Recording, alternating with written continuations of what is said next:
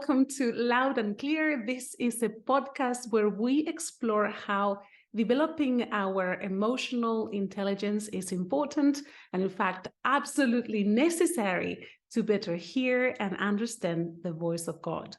My name is Vanessa Pizzuto, and our guest today is Rachael Chen from the Allender Center. We will be talking about how God can speak through and in our bodies. Hi, Rachael. It's so lovely to have you with us today. Thank you so much for agreeing to be part of this podcast. Oh, it's such an honor. Thanks for inviting me.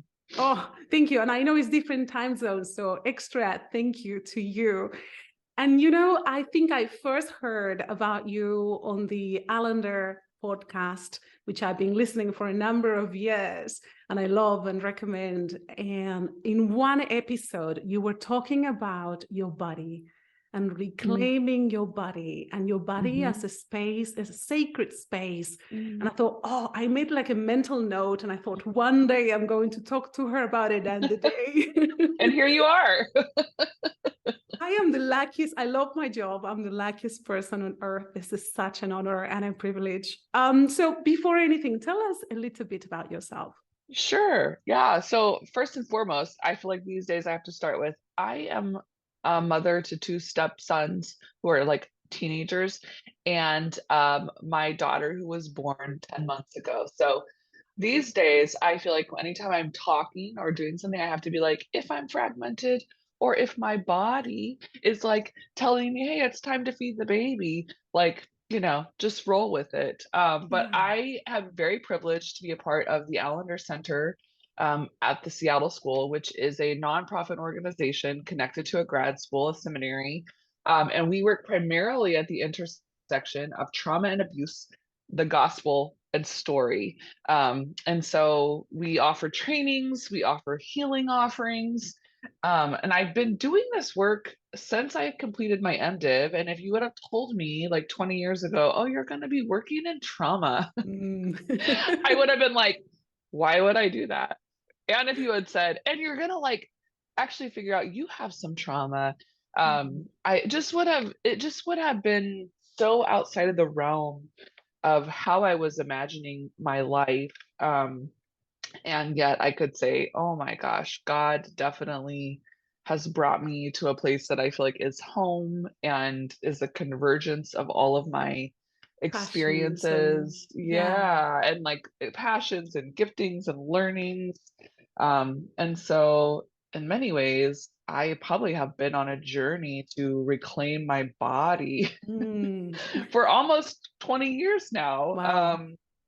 Which is, definitely 20 years. But as far as like in a very intentional knowing that's what I'm doing kind of way for about 20 years. And it will be a lifelong endeavor. Absolutely.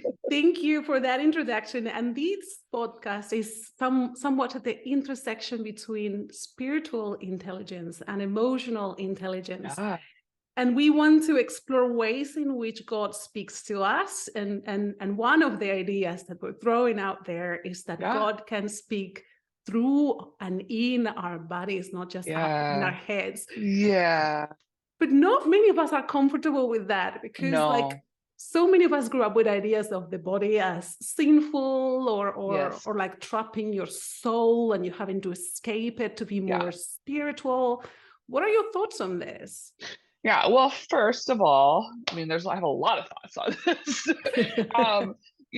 We know, at least looking at the Bible, that that's actually Gnosticism. And we actually have a lot, that sense that like the body and the soul are two separate things.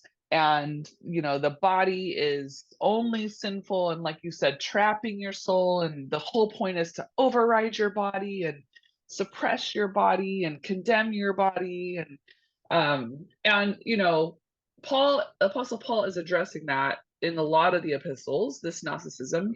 He's a Hellenistic Jew. So yes, he's being informed by Greek philosophy and thought, but he's Jewish, and Jewish thought before Aristotle and Plato would not have had any sense of separating the body and spirit, or the body being secular, And so we could talk about what he means when he's talking about the flesh. But before that, I just want to say we have to be people who look at the whole story. And the beginning of our story is a Mm. good God creating out of abundance, who creates us with bodies, like it's sensual experiences in the garden, calls us I love good. that word. So many people will be nervous. Sensual. I It know. is I like so true. that. Okay. And like, I know sensual, we like, oh, it's sexual. And like, yes, it is a part of our sexuality, but also it's just how we The experience the world. senses. Like, Yeah. I'm watching my 10-month-old right now Oh, become aware of her senses, and we'll walk through the garden, and I'll get some mint on my finger, and she's so cute and funny because I think she's always going to try to eat it, but she just goes, oh, it's like just she's smell it. learning to like explore her world. And so we have this beginning, and when I'm talking to people, I usually start with this refrain: good people with good bodies. And I think it's just gonna have to keep coming. And yes, we know that sin enters the narrative, and heartbreak and division and disorder in our Mm. bodies enters the narrative. Shame enters the narrative. Yes, um, that's a which is a key word. very embodied experience. Yeah. But the way God pursues throughout the story is a constant redemption and attempt to protect, restore, like protect our bodies, and then eventually comes to be with us in a body. Like the incarnation is a central stance against any attempt to say the body isn't important. And this is Oh like my for goodness, yes. I love that part. I love the fact that Jesus comes as a baby, and a baby that gets to yes. be breastfed. How humble and mind-blowing is the picture of the creator who becomes literally flesh. And then he's, a little baby who A cries, baby, a baby who needs to learn how vulnerable, to so walk, vulnerable. who needs Yes. his diapers changed, like, and somehow we lose sight of that Yeah. because of the Gnostic ideas, Yeah. and forget that our bodies were pronounced good, and in fact very good by God Hmm. in the beginning. Yeah. Yeah. And again, the incarnation is a stance against any sense of like the body. I mean, again, if you believe in the resurrection, like it's about bodies. Yeah. And, for traumatized people, this is all good news because and not only does Jesus have a body, like still in whatever Mm-hmm. dimension like Jesus is in, Yeah. like Jesus' body has scars Oh, and yeah. is redeemed. And so again, it's like, so I think about that a lot because sometimes when we've known trauma and we feel like our bodies are disordered, Mm. or we're under the heavy burden of all of these like bad theology, and Yeah. like spiritual formation that's more about control. Mm-hmm. It's just such good news to know that there is something holy and beautiful and glorified Yeah. about like when Jesus is whole and healed and resurrected, that those scars are turned into something beautiful, Yeah. and they don't get the final say, and they're also not dismissed or minimized I love or that. The just fact that he's erased. carrying, yeah, yeah. Yeah. And you said something, I want to go back to something you just said. You said for trauma, for people who endure trauma, this is good news. The idea that we will have bodies later on. What do you mean by that? Yeah. I just think, I mean, I would say all of us as humans are somewhat at war with our bodies. But I think for traumatized people, because the impact of trauma is so bodily, it's how God made us to be Mm-hmm. resilient, that our limbic systems get fired up when we're under, because trauma is not so much like the event that happened to us, it's the impact of the event. And that's why it's not helpful to get into trauma Olympics, because it's about how your body experiences something as a threat to your personhood, to your life. And so those systems that are meant to fire up and take our reason center offline Yeah. in our brain and help us survive. That sense of fight, flight, freeze, fawn.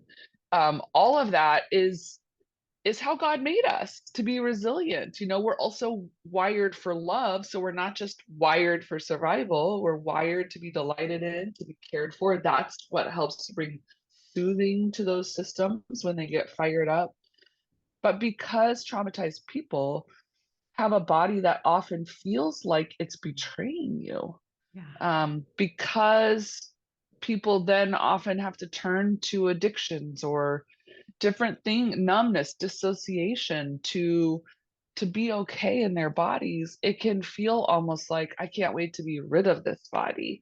Mm. And yet, like the work to bless your body as a truth teller, like is such Yes. holy work. And I like Mm. your premise that God speaks to us through our bodies, like God dwells in our bodies. Yeah. And this is what we have to be like the hands and feet of Jesus Yeah. to other people. So our bodies and the freedom and healing and restoration of our bodies is directly related to our capacity to love, our Mm. capacity to have hope, which is about being aroused to a new imagination. So if we're at odds with our body and need to not be in our body, our capacity for faith, like a trust and a relational connection, our capacity for hope and our capacity for love are so under Diminished. assault. Yeah. Yeah. And sometimes I wonder if because of trauma, because of toxic teachings, we become sort of homeless in our own bodies, kind of Oh, like living from the neck up, completely disconnected from everything else that happens. And and if you were taught at some point that your body, is sinful, that you cannot trust it, you might even feel very proud of yourself for absolutely. disconnecting, right? Because all of a sudden I am, conquering this world of Yes. evil that is the rest of my body. And actually that work that you were talking about, calling your body a truth teller, good, I would imagine it's a very hard and slow process. Oh, oh yeah. I mean, it's like I'm laughing because I can talk about this from more of my like pastoral, Mm-hmm. theological, but this is deeply personal work for me. Mm. As someone well acquainted with trauma, well acquainted with bad theology. I grew up in the Southern Baptist Church in the United States, in a part of the US that is just fundamentalist Christianity is just kind of the cultural norm. I was a child in the 80s, a teenager in the 90s. The Southern Baptists were a part of they started True Love Waits, which was kind of like a curriculum coming out of the purity Mm-hmm. movement. Yeah. So for me, this is like everything Yeah. we've named. I'm like, yeah, it's so deeply Tick, personal. right? Yeah, and so I am still someone, I just Mm. actually recently went back on medicine after having a baby because was struggling with postpartum anxiety, Yeah. which I was prepared for knowing the way my body's wired. Yeah. I've struggled with anxiety most of my life. And so for me, so much of my healing journey initially started because in college, at my Southern Baptist school, which was a liberal arts school, so I was getting a great kind of robust education, but in a culture that was very much like your body is bad, Mm-hmm. lustful, Yeah. you're causing Yeah. the men to stumble. And I was not experiencing peace. And Mm. so, and I was a very faithful little person. So I knew scripture. I knew that the fruit of the spirit is love, joy, peace, patience, kindness, goodness, faithfulness, gentleness, self-control. I knew that you're not supposed to be anxious in anything, Mm. but in everything, with prayer and supplication, let your requests be made known to God. I knew that there's no fear in love. So Did here that I, make you feel guilty? Because some oh, of the things you're saying resonate with me and my own journey. oh, Being such a bad oh, Christian. it made me feel so, like, what's wrong with me? Like, why Right. can't I just have faith? Why can't I Yeah. just trust God? And if the fruit of the spirit is peace, I must have sinned. That's why Mhm. I'm not Yeah. experiencing peace. And Yeah. actually, my senior year of college, I was a runner. I ran long distance, cross country and track and indoor track. So basically was running year round from the time I was in fifth grade until my sophomore year of college. And I just got done with it. I was Yeah. tired. I stopped running cold turkey. Well, if you know anything about like bilateral stimulation, running is actually very soothing. It produces endorphins. So I actually think it probably saved my life. I just didn't know it. I stopped running. I started having severe panic attacks. I'm in this very religious context. No Yeah. one's talking about the body maybe needing help or support. Mm. Therapy was definitely only for like really crazy people, Yeah. whatever that meant, Yeah. and so I'm on my college campus. I'm doing all this work, and I literally, in this very intense season, came to the conclusion that we must be in like the part of like the end times, which was a part Oh, of my frame wow. that like Yeah.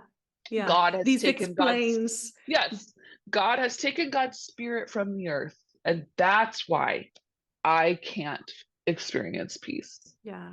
Now, Which, by the eventually, way, I no longer believe that. I was brought no, up to me either. believe that too. No, but just for the listeners, Yeah, like Jesus says, I am with you till the very till end. the And end. he's true and And my faithful. spirit is Yeah. with you until Yeah. I Yeah. return, like But as a companion. Yes. I hear you though, because I grew up with the same thing and it's so Yes. scary. So scary. Yes. And so that led me actually, I mean, long story short, I actually went to my pediatrician at the time Mm. and was like, I am crazy. I have lost my marbles. And he was like, you just struggle with anxiety. And Oh. of course you do. And if, we talked about medicine and if you had diabetes, would you take insulin if you needed glasses? And it was like your biochemicals are just out of order. Mm. Again, my experience of my body was so, and this is the irony, was so spiritualized that the actual help I think God was screaming for me to have.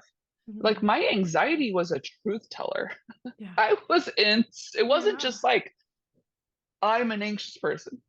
It was, you are a really courageous person in some contexts that are very terrifying. Yeah. And your body is responding appropriately, is Yeah. screaming at you, telling you, you don't actually have to endure this. Like, this isn't love, it's bondage. Like, Yeah. where the spirit of the Lord is, there is freedom. It's like, what are some of the other conversations? Romans 8, I love to talk about Romans 8. Like, when you don't know how to pray, the spirit groans with language Mm. too deep for words. Yeah. Again, trauma, disordered bodies, it takes you out of your reasoning center, which is why God gave us a body. Like, yes, we're meant to have reason as a part of our relationship with God, right? Like our brains, our capacity to think, that kind of maturity is really good. It's never meant to be separated from our physical, emotional experience Mm. of being human.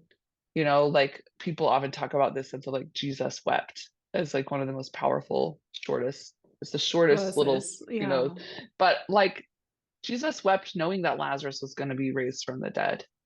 And there's something about grief and comfort and lament, just all these human expressions that are so important. So for me, my journey to healing started with like going to a pediatrician. And then I went to a graduate school to do seminary that had a counseling degree because I thought, well, they'll take human relationship and healing seriously. I still was not yet at the place of, oh, I'm going to have to take my body seriously, Mm. which led me to Seattle, led me to therapeutic work, but also led me on a journey toward tremendous amounts of body work as a spiritual, faithful act of actually honoring the body God had given me. So, Wow. acupuncture, massage, um, seeing a naturopathic doctor who helped me deal with my disordered gut because of all of the cortisol that I've been flooding most of my life. And I think that sense of like we're made for shalom, like we're made for flourishing. And my work with people, I could not do without like being present and safely present in my In body. your I body. work with people who need me to listen to my gut, need me to sense what's at play in the stories that they're bringing, where they need to have a different experience of God than the one they've been given. Can So, I pause for a second and yeah. just thank you for your courageous sharing as the person who struggles with anxiety myself too. I can resonate with so many of the things you're Mhm. saying and coming to the point in which I finally said to my anxiety, I'm not grateful that you're here. Like, I Right. wish you weren't Yeah. here, but you Yeah. are wise and you're Yeah. voicing something that I need to hear. And that is such a courageous thing for you to share and for us to do. And Yeah. I just want to, I'm sure someone listening, anxiety is so common, and in the Mhm. wrong kind of context, on top of your anxiety, you feel like a bad Christian. So I want to Yeah. just put freedom out there for anyone who's hearing this. Yeah. Yeah, and I think it's just where I go, like the work, oh, it's making me teary. Like the work to Mm, be able to say, like, my body is good yeah. and I'm probably gonna be somewhat wired toward the anxious, that sense of hypervigilance. And I'm with you, like I still have sleep terrors, at 41. It's not something I love. I'm not like, Yeah. Yeah. yay, body, like let's wake up terrified in the middle of the night because that sounds fun. However, I know that not just anxiety, but the parts of me that bear that are actually like in memoried neurological, like developmental parts of me. 8-year-old Rachel that had this encounter, 11-year-old Rachel that had this encounter. Again, it's not so much like, oh, my emotional inner child, as it is like, no, like what we're learning about the brain and the body and our neurological system. It's like it's parts of me that like need to be honored Mhm. and welcomed.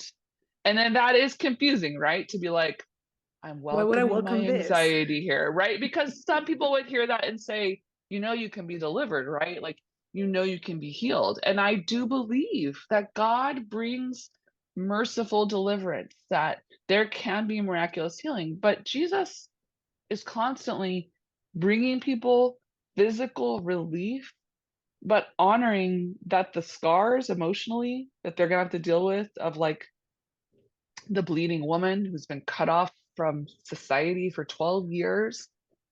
He's working to restore her in community, knowing she's going to need support. Like those wounds Mhm. are not just going to disappear Yeah. because she's no longer has this physical ailment. She's got 12 years of being in her body in a Yeah. certain way that just doesn't go away overnight. And Yeah. that's where part of the healing that's been really helpful for me, and I think takes a stance against some of the burdens of bad theology, Yeah. is that Jesus is the great high priest who intercedes on our behalf, who's gone before us in every way, in a body.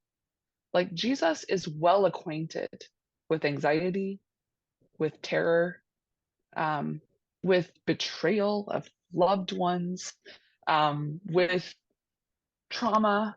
And so when Jesus prays for us, Jesus isn't praying for us like some like spiritual Buddha who's like, I have, I have been better than you and elevated. I'm not talking about Buddhism in a negative way. Just like Jesus is not there praying with kind of a sense of an elevated out of body experience. Jesus is Detachment.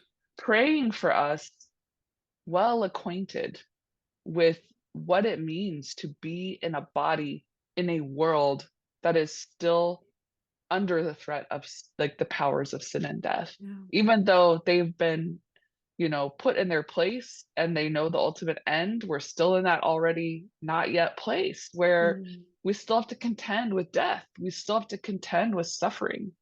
And like Yeah. that helps me to like not go back to some of those old places where it did feel like you're a bad Christian Mm, and your body is dangerous, a exactly. liar, Yeah. like a deceitful, Mm, and only. Now, again, I don't want to like move in the other direction and like over glorify the body, right? Because, but I don't think our spirituality, even our cognition, is still a part of our body. yeah. Like They the call brain the is in guts the the body. second brain, don't they? Yeah, Yeah, no, and I they appreciate the do. balance because we wouldn't walk about in life switching our brains off, but somehow we think it's okay to switch off the rest of the information that comes from the rest of our bodies. And wow, I love the fact that you use the story of the bleeding woman because I think not only is it a beautiful story in terms of what Jesus did for her, but also I have always wondered, how did Jesus know that power had come out of him, you know? And Yeah. I'm now starting Yeah. to think this is the theory, and I could be so Yeah. wrong. But I'm like, he had perfect interoception. So he That's was right. in such communication with his That's own right. body that That's he knows right. healing power came out of him, right? That's I'm like, right. wow, imagine if we could do that. Yes. Yes. And I mean, and you see that with Jesus in the garden, like like his grief is so full bodied, like Mm, grieved to the point of death. Like, and oh yeah, there's yeah, just a lot yeah. there. We could So really go off yeah, on so some let like me let me fun come back tangents. to how can we, many of us grew up in this kind of teaching, Yeah. also the layer of purity culture where you Yes. don't trust your body and sometimes you even override the signals of your body, which I think is dangerous because your body might be saying to you, hey, that person don't You're in trust, and danger. then you Yeah. like you kind of like Yeah. go just with your brain. So how Yeah. do we go back to our bodies? How do we befriend the body? How do we integrate that relationship? Yeah, again, this is a healing. It's a healing work, right? It's an untangling work. It's a restorative work, and it does take time. I think it Mm, takes companion because here's why people don't want to do it.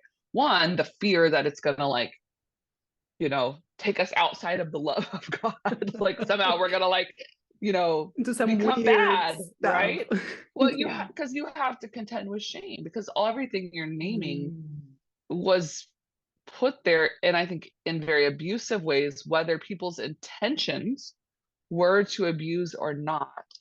It's a form of abuse to use fear and shame and yeah. judgment Yeah. to like control people, to keep them in line. And it's so opposite of how God honors our personhood, loves our bodies, wants us to have healing, wants us to grow in wisdom. So I think we need companions who help hold our pain because there is no way to like listen to your body without experiencing pain because the pain is there. Like, we have Bessel van der Kolk, the body keeps the score. I think Dr. Hillary McBride does an incredible job talking about what happens to the body and some of these intersections of like bad theology and our spirituality and trauma in the wisdom of your body. Um, and so we thankfully are in an era that so much more is being understood. But I do think it begins with you have to almost start letting your body speak and tell you where it's experienced pain, where it's experienced fear, where it's under shame, and that excavating work. So for me, that journey has looked like doing therapeutic work, talking with a pastoral counselor, um, doing story work with the Allender Center, and starting to bring some of the stories that deeply shaped and wired my body. And it's that sense of like, it's sometimes it's going to feel worse first before it starts to feel better because it feels almost so foreign. It is like your language of like, we're homeless, like we're without a home, like this Yeah. body, if we've been kind of encouraged to detach from it. And if our trauma has made us afraid to be connected to it, it does feel almost like going into the wilderness just to like inhabit your body. So having trustworthy guides to be there with you, companions, um, finding ways to bring comfort to your body. Like sometimes it's just starting really small. Um, like how do you bring comfort? Like you don't take away someone's comfort, like dissociation, without offering them imagination for different kinds of comfort.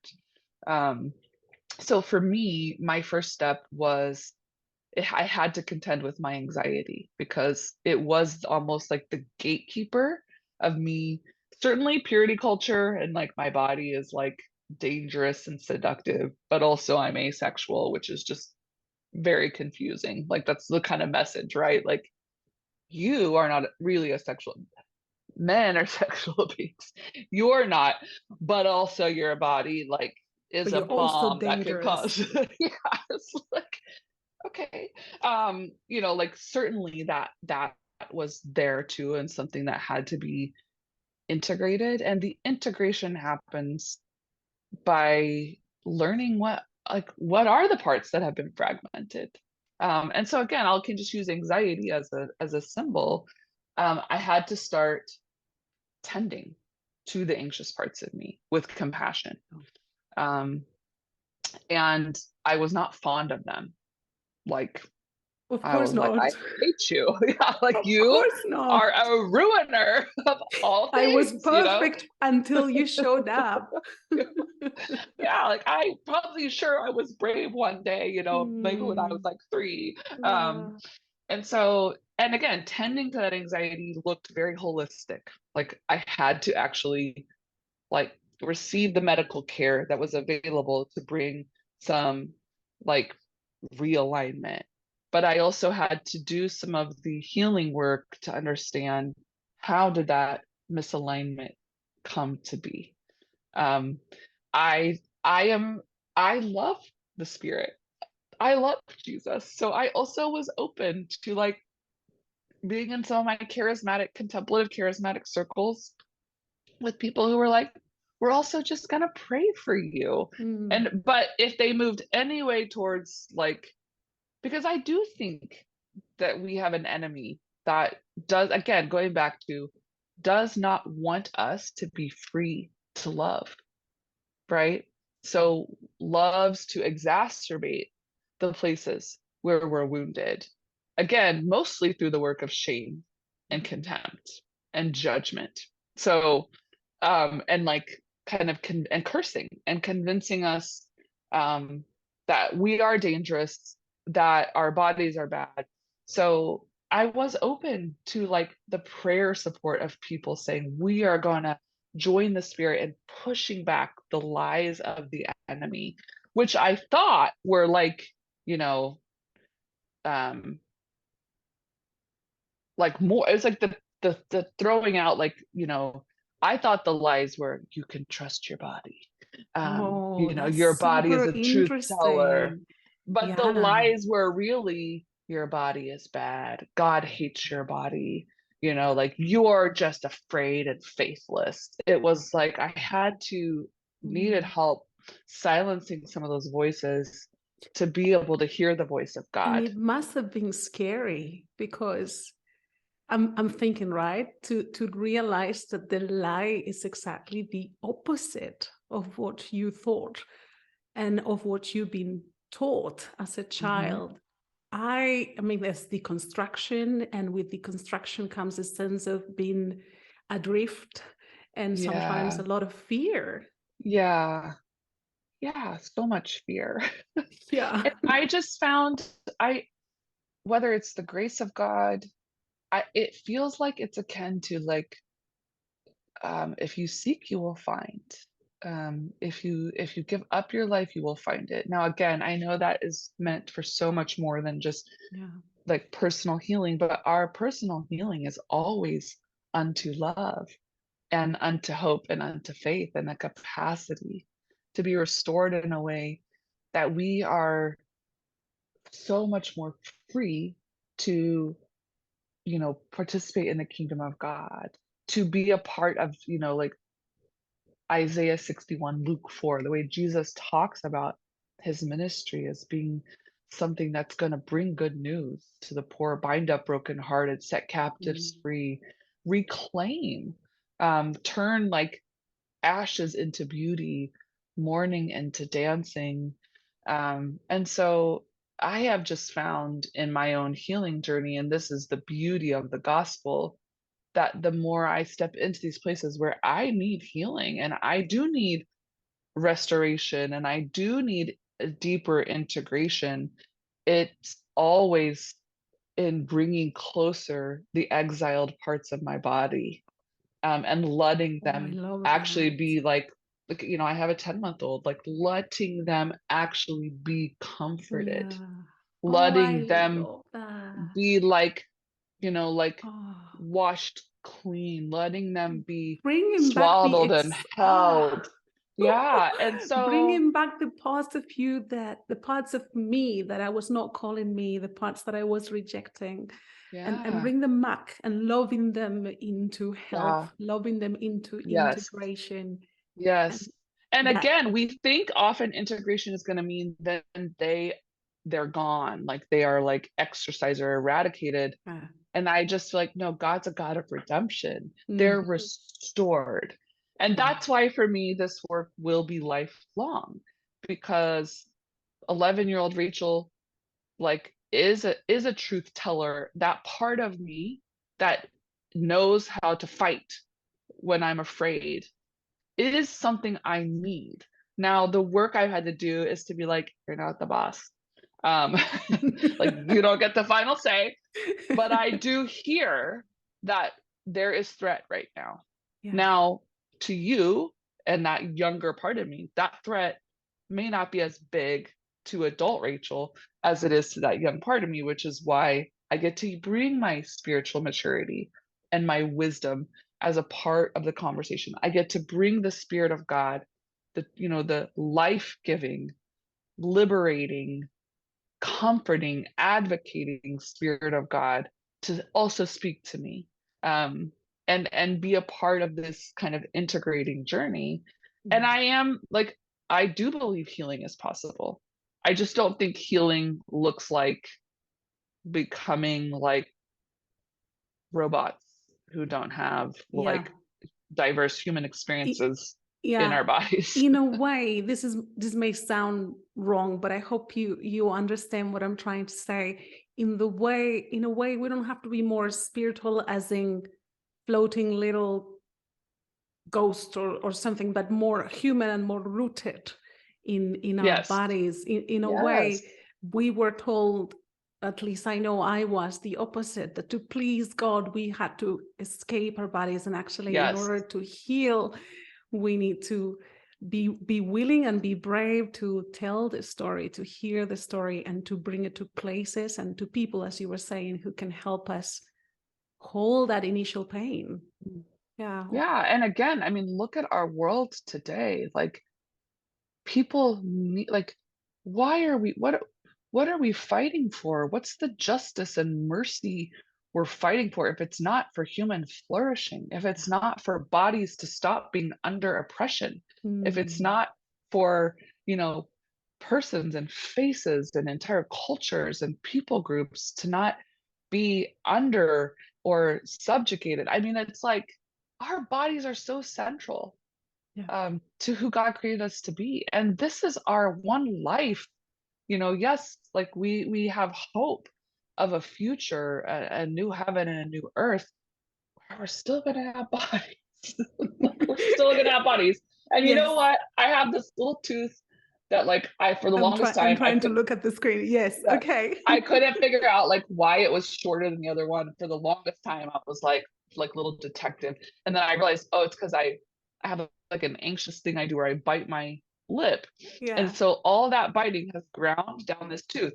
And I'll tell you what, if you see me someday in the new heaven, the new earth, I know I'm gonna have a short little tooth, as a part of like a scar that I A bear sign that's of, been redeemed. wow. And, Yeah. again, it's just, oh, I just want people to like, because I do think to stay in this work of being human and Mm, loving well, we yeah. need the moments of joy and rest. We need the moments of delight.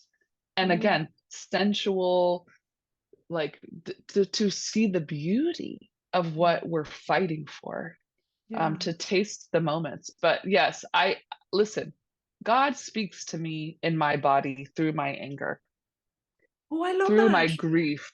Oh, I love that. Tell me more, because anger and Yeah. grief are two of those emotions that we normally go like, oh, you're not being a good Christian, you're getting angry here. How is God speaking to you through the anger you feel in your stomach, for example? Yeah. Listen, we have a whole like book in the Bible called Lamentations. Lament Yes. is like the marriage of grief and anger, or protest, right? Like that righteous anger that says, this is not the way it's supposed to be. Mm, Like this is wrong. This is evil. This is not of God. Like there's something of that like fire in our belly that mhm. like is a part again of our capacity for hope. Um, and it is why really truly hopeful people, I do actually think, suffer a lot because they allow their bodies to suffer truth. That Yeah. this is not what we're meant for. Grief, that sense of letting sorrow be true, that like there is much to grieve for our own stories, our own bodies, our communities, our world. And grief is the language of hope. Like it again, all of this has to be nuanced well, right? Because I'm not saying if you're chronically depressed that that's Yeah. necessarily I like hear you. Yeah. grief, right? Or that like only I think they have to be held in concert. But again, we do often perceive these as negative emotions that you're supposed to override, that you're bad if you Mm, feel them. And it's like, what if they are actually the most honoring thing to feel? I mean, this is why I love the book of Job. I don't love that Job suffers, but I love that Job is called faithful. And Job is literally telling God, I wish I'd never been born. yeah. You are an abuser. Like, because Mm, Job is actually telling the truth about his experience and yeah. how it is so desperate from like who he knows and believes God to be. And so I just think like God made us to have these like emotions as well. Like our emotions again are not intrinsically evil. They're not an enemy. They are a Yeah. part of how we're wired, because if you can't feel angry or feel grief, you also can't feel joy. Yeah. You also can't feel delight. And they take real space in our bodies. We experience our emotions in our bodies. They're not floating out there. So No. sometimes I wonder, imagine if from a very young age they taught us, okay, when you feel this in your tummy or this in your neck, it's a sign that you're experiencing A, Y, Z, or hey, right now when you got angry, how did it feel in your body to Yeah. experience? And so in the future you actually have a somatic language for what's Yes. happening inside you, and have the cues to see it ahead of time. Oh, and that good, like that sense of somatic language, right? Like Yeah, we don't actually often have a language for our body. yeah, And I love what you're saying, like that work to establish, like how different would it be if you could say, I feel fire in my arms and I yeah, want run, and it's like, oh yeah, okay, you're angry, like, I mean, right now, again, with my 10-month-old, she's biting when she's yeah, angry. And so it's like I'm like, oh, I am gonna tell her, when you want to bite mommy and when you want to claw mommy and you want to use your body of force, that's you're angry. And it's okay to be angry, but yeah. it's you can't bite Not mommy. okay to buy mommy. Well, I'll let you know Oh, someday down the road how that goes. thank But you. I just checked the time and I realized we're running out of time, but I'm so grateful for the conversation we had. Oh, thank you for sharing your story with yeah. us. I wonder if there is perhaps like a last comment, message, anecdote that you can leave out there for someone who may be starting the process. And you were saying about, and I think you're right, like sometimes things get worse before they get better. So maybe someone who's just getting started with this work and going like, whoa, this is worse. Why would I do the hard work of reconnecting with my body when I feel worse? I don't know, maybe one last thought for someone out there beginning body work and beginning reconciliation and embodiment. Yeah, I think what I would say is you will find God. Like God is with you in the dirt. God is with you. Like Jesus is with you in the ache and the agony, is at work on your behalf. Like my relationship with Jesus is so much more rich because of the invitation I've had to go deeper into healing. And it is more the gospel way, right? Like going down to be brought back up and knowing and experiencing something of the God who's so well acquainted with that movement and will give you grace and mercy at every turn. And again, like, blessed are those who mourn, for they will be comforted. You are meant for comfort. And it's that scary thing of almost like jumping in the deep end and having to trust that you won't go under, that there will be something there to lift you up. And I think the other thing I would say is like, don't go it alone. We're not meant to heal in isolation. We're meant to heal in community. And so what are the resources available to you, whether those are care providers who are offering supports in very bodily ways, whether that's a faith community, whether that's a therapist. We're not meant to enter healing journeys in isolation. And in fact, I'll talk to Jesus about this someday. It's not even how we're wired. It's kind of impossible. But I am so deeply convinced that the God of love, who is ever at work on our behalf and longs for our freedom and restoration, not just for our own sake, but for the sake of the world, will provide and will join you and be with you at every turn. I absolutely love the picture you used about jumping to the deep end and hoping something will catch you, because that was exactly my experience. And I think that before I started doing this work, and I have a lot of work to do, but I'm glad I started. I was kind of like holding onto my faith. And at some point through this deconstruction and learning, I was like, I can't hold on to some things anymore. I need to just let go. And I found myself being held, if that makes any sense. And it was just like, it was like floating in compassion. Like I was terrified. And a metaphor, I know we're at time, but I'll just say, like, God gives us language that like we have to be born again. And so what imagination do we have of actually being in God's womb? Like in these seasons when we need to be born again, to be encased in a womb where we literally are floating. And it's really God doing the work, right? To form and reform. And that floating, I used to say a notion of compassion, but it's a womb. It's the floating of the womb. Wow. Which is like it is to be with in such an intimate way, but in such a protected way. Wow. Oh, wow. You've given me so much to think about. Thank you so much for this conversation and for the work you do, and the Allender Center as well. Well, I want to say likewise, thank you for the work you're doing and the ways in which you're bringing this conversation and bringing these stories, and mercy and power to you as you keep doing it. Thank you. Thank you. God bless. Thank you for listening. For any questions or for the episode notes, please visit my website, www.vanessapizzuto.com. That is Vanessa with one S, and Pizzuto is 2 Zs and 1 T.